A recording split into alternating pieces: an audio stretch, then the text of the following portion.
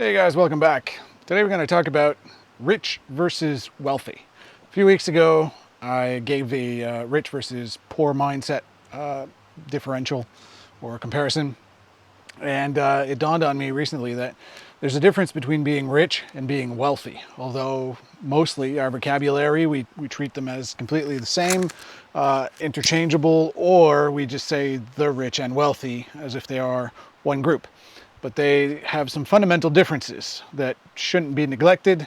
A lot of people, actually more people than you would think, are rich. A lot of people are rich and don't know it, but not that many people are wealthy. And so the first difference is going to be their income sources. Wealthy people have income sustainability, meaning they've bought assets that continue to produce money for a very long time, and ideally generationally, meaning it'll produce money once they're gone. They're leaving it behind and it'll continue to generate money. Whereas rich people typically make money off of their jobs. They trade time for money, and some of them trade either not a lot of time for a lot of money or just the regular amount of time, like 40 hours a week, for quite a bit of money. So think of doctors, lawyers, and professional athletes, actors, I guess, those types of people. They have a lot of cash flow, but unless they convert it to assets that produce cash, it's all linked to income. So that's the number one big difference. The second is the assets. So rich people tend to have more liquid assets and or depreciating assets. They'll have fancy cars, they'll have a big boat in a marina that they can party on, all sorts of things that require either a lot of maintenance, a lot of expertise, and tend to lose money over time as opposed to generate money over time. Whereas the wealthy are prioritizing their decisions on sort of a lifetime goal, I guess you could say it. Let me rephrase that. So they build who they want to be in their minds, and then they make their financial decisions in line with that goal. Meaning a lot of things that they'll purchase or acquire, if it doesn't fit the mold, if it doesn't fit the preconceived value system, they just don't do it. So this is how you end up with Warren Buffett, who bought a house in, I think, 58 and still lives in the same house. At the time, inflation adjusted, it would have been just under 400,000 US for that house. He thought it was insane to purchase it, but he kept it all this time. He's been in that house for like 70 years or almost, right? He also consistently drives, or is chauffeured around in old cars, but for the time where he was driving, it was old and generally very ordinary cars. I think one of them in the 70s or 80s or something was actually just a Toyota, just a regular Camry or something. So there's a big difference there, whereas the rich will definitely get a car on a maximum payment with a silver star on the front of it, and so on. The next thing is debt. Now, this is an interesting one, but even the top 1% of earners tend to outspend their earnings. Unconceivable to me that someone who makes millions of dollars a year would be in that situation, but apparently it's very common. So they stretch their paychecks to the max, and very often via fixed recurring expenses like cars, housing, condos, boats, all of whom are purchased on some sort of credit system. And then by the end of it, every dollar that they earn for the month is assigned to a payment, which, yes, they have more assets than they could otherwise pay cash, obviously, but all of their hard-earned money is going through there, and a lot of these things are just depreciating and consuming. Whereas the wealthy, they're more likely to prioritize paying off debt. And if they do use debt, they will leverage it to earn more money.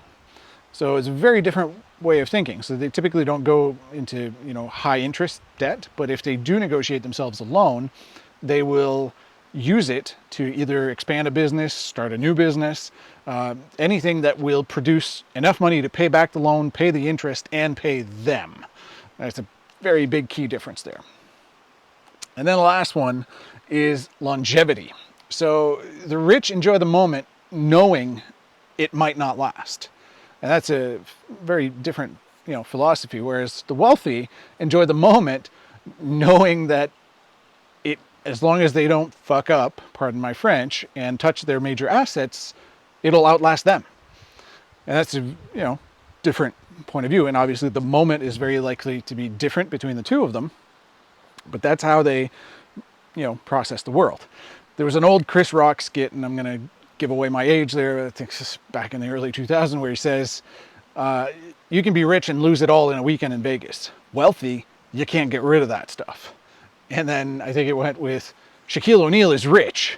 The guy who signs his paycheck is wealthy, right? And no diss on Shaq. He actually did a lot of education on himself, became a great businessman, and is now today quite wealthy, as opposed to many other basketball stars that retired broke or bankrupt. So a couple of things you can keep in mind if you want to shift, especially if you're a Henry. And there's a video that we had a few weeks ago about high income earners not rich yet.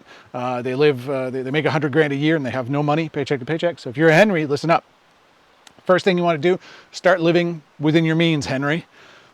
That might mean hardship at the beginning, depending on how much debt you have. And yeah, you might have to cut and live bare bones for a while.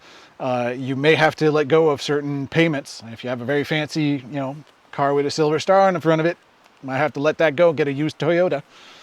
It's not going to be pretty. You're going to lose, prestige. Your status within your friends group might be tarnished. You're going to have to, if you want to switch. You should have your emergency fund. This is, I'm tired of saying it, but you should have 10 to 20,000 in an emergency fund. And this is the reason why 37% of adults in the US cannot afford a $400 emergency. That is 1 in 3, technically, adults cannot pay for cash or with savings for a $400 unplanned expense. And if they put it on a credit card, they will not be able to clear that credit card at the end of the month. It's even worse in Canada, although the statistic was for, I think, $500 instead of $400. It's almost 50% cannot. It's atrocious. So get your stuff in order and get your emergency fund ready. 10 to 20,000 minimum. Next, invest. Okay, you're going to have to choose your investment style. I prefer stocks over real estate. It doesn't really matter. I'm agnostic at the end of the day. Whatever fits your lifestyle, your brand if you want, what won't stress you out to the point where you lose all your hair, and you'll be able to be comfortable that once you make a decision, you can stick with it long term, despite possibly short-term losses. Doesn't matter if it's real estate, stocks, bonds, whatever. Pick one. By the way, I do have a training, link below. Plan for retirement. This one actually stunned me. The median retirement savings right now for people between 55 and 64 is $120,000. That is not enough, even with Social Security, CPP, and OAS in Canada. It is not enough to retire comfortably. You will retire in austerity if your savings for retirement are at that, especially in that age bracket of 55 to 64. You need probably 5 times that, depending on your lifestyle you want to live. Again, look at my trainings. I have one specifically on planning for retirement. And then you need to boost your income. You can do that in many different ways. You can have multiple income streams, which is what I encourage people to do. So you can dissociate yourself from just earning by trading time, set up side gigs, whatever it is, an e-com shop, digital products, write a book, you name it. You can do all kinds of stuff, but you will need to, and you should, philosophically, be looking towards increasing your income in whatever way possible throughout your earning career. Be a mercenary. I hate saying that sometimes, but yeah, if it means working a shittier job or in a shittier environment, again, sorry for the language, to maximize the outcome, yeah, you might have to do that. So that's pretty much it for the mindset of rich versus wealthy. I don't think I can add much more to that, but they are very different, and we need to stop treating them as if they are in the same peer group. Thanks for watching. Please subscribe.